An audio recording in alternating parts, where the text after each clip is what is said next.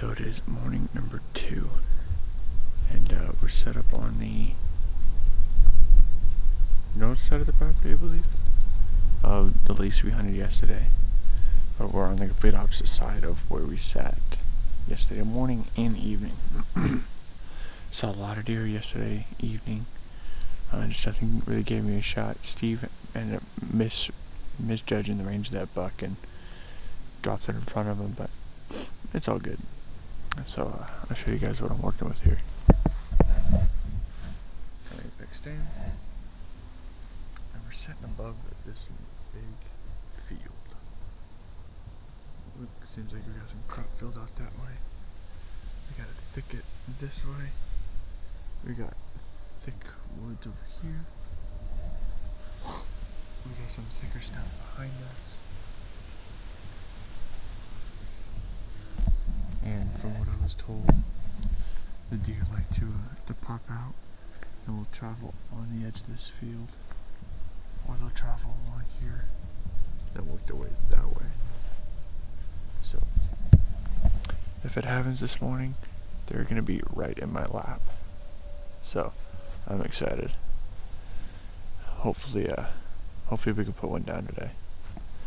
At least one of us, either Steve, myself, or Tony. That'd be awesome.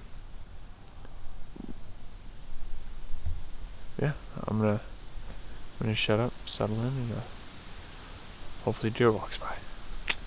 See you guys shortly.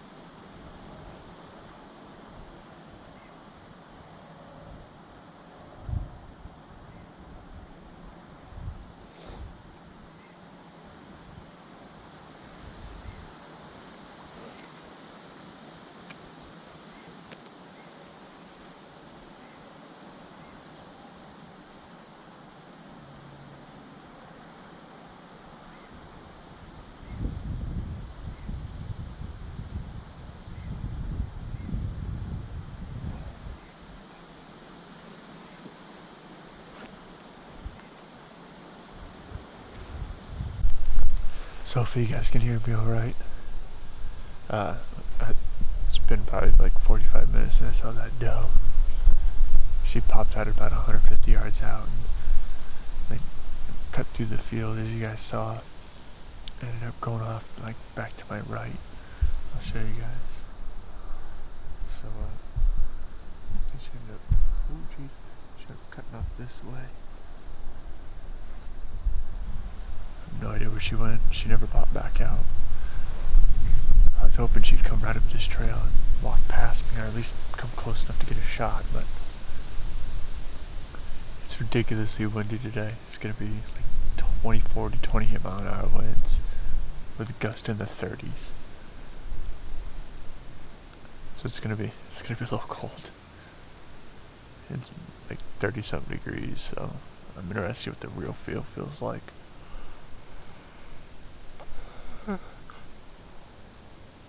Ooh, I haven't had coffee yet.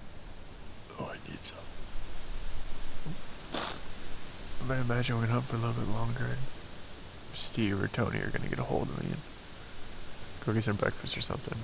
I just really want coffee. That's all I want. And stick it out for a little bit longer. We'll see if anything else pops out in this field. We saw deer, so that's always a good sign. I'm always happy to just see deer, honestly. Yeah, I'll see you guys in a minute. How's it going, everybody? Welcome back to day 2. So it's the evening now, late afternoon, early evening, and we're hunting a different piece of property. Hope you guys can hear me. It's ridiculous winds today, but yeah, it's been one hell of an evening, like good and bad. Like it's been absolutely ridiculous. So the tree I found, I was probably about 100 to 120 yards away from Steve. Got in my tree. I wasn't even fully set up yet, and all of a sudden I feel the tree go, and I hear it cracking, and I'm like, uh-oh, that's not good.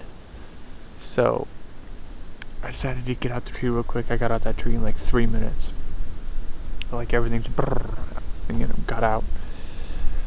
Ended up working my way back to the area that I was like originally scouting, and I got down this little ravine, and I'll show you guys here. But I came down this ravine, ended up down here, and there was a tree down here that I was going to get into that was on a fence line. So as I was going to go get in that fence line tree, from the way I came, I hear brum, brum, brum, brum. I'm like, no. And I was in this decent 8-point. Like, he was a decent buck. Comes barreling in at like 45 yards, stops, looking around, darts off one way. I grab my bow, and his head went behind a tree, dumped my pack, and got an arrow knocked, got my quiver off, got my bipod off, and I didn't grab a camera. I'm just like, if this buck gives me a shot, I'm shooting him. I really don't care right now. But he ended up kind of working off that way, and then came back up and ran past the tree that I originally wanted to sit in the first place. I should have went with my gut, and I should have gotten this tree in the first place, and I would have shot a buck. But there's a little piece of advice for you: always trust your gut. But we got 2.5, 3 hours to sit in the stand. He should make his way back, so it should all work out in the end. But yeah, I'm gonna sit tight. I'm gonna bear this wind, and hopefully a doe walks by. Hopefully that buck comes back. So stay tuned and enjoy the rest of day 2. So a little bit of an update for you guys. We have about an hour and 15 minutes left till the end of legal, and I really haven't seen anything. But like 30 minutes or so after I got set up in my spot, I guess the dude on the neighboring property said he was gonna go deer hunting, and drove his 4-wheeler right along that fence line, which is about 20 yards from me. So he came up one side of the property and then went down the other side too. He came up the north side and then went along the west side, which is, it is what it is, whatever. But it was probably, I don't know, 45 minutes ago or so. So we're about getting to that golden hour.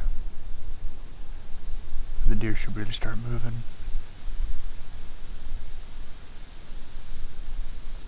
I really hope they start pushing through the timber. I really do.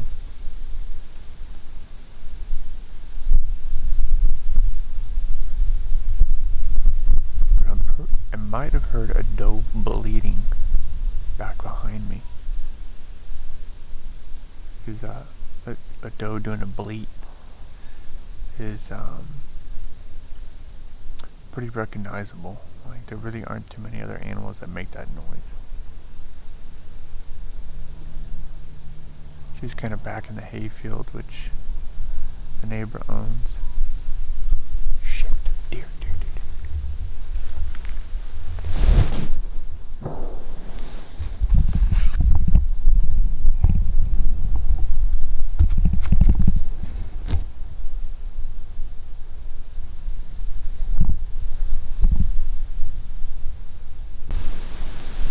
Anyway, like I was saying, so that deer just came running in, because you have like a little hill, a ridge top, and that deer came on the back side of it, and she came towards me. I don't know if it's a buck or a doe, but that deer came towards me, jumped the fence, then turned 180 and went that way. No idea. I don't know if that deer was being chased, or if that deer was chasing another deer, or what, but yeah. I don't remember what I was talking about. But yeah. Well, guess I saw a deer, so.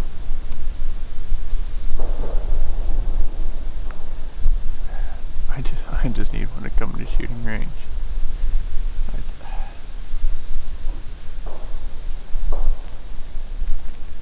I don't know anymore. Hopefully I can flip this camera on and show that arrow sinking behind a deer's shoulder.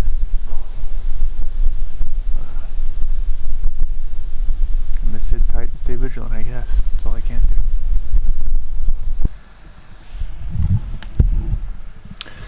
So, once again, didn't film an outro, but this is gonna be expected at this point. But I'll kind of explain what happened that day. So we were hunting Jared's lease down south from where we ended up being in the evening, and we were on 100 acres of private property, which was a good buddy of Tony's. And as soon as we ended up leaving the house, because the house is basically kind of in the middle of the property, just kind of in the middle of it to the western side of the property, and the property is, like I said, is 100 acres, and the majority of the property runs north-south, and ended up on the south side of the property, I believe. I don't know. I was turning around in Wisconsin, and Tony ended up sitting like about midway in the property, but as we left the house, there was an 8-point buck like 150 yards behind the house. And as we moved into the timber, Tony was kind of showing us around, and it was some hilly property, and we ended up basically following that buck we saw through the property, and Tony stopped about halfway to where Steve and I ended up being, and got up into a tree, and Steve and I kept going down. And Steve got down into a gully, and like as soon as Steve and I kind of split and went our separate ways, he went like 4 or 5 steps into the timber, and the original buck we saw took off running. So we ended up being behind that deer the entire time up until we like came around him, and that buck ended up squirting out. But the first tree I got into, it started to crack and creak because it was like 30-mile-an-hour gusts, so it was windy, and I ended up going down to a tree that I originally wanted to get into, but then I'm like, no, I'm not sure.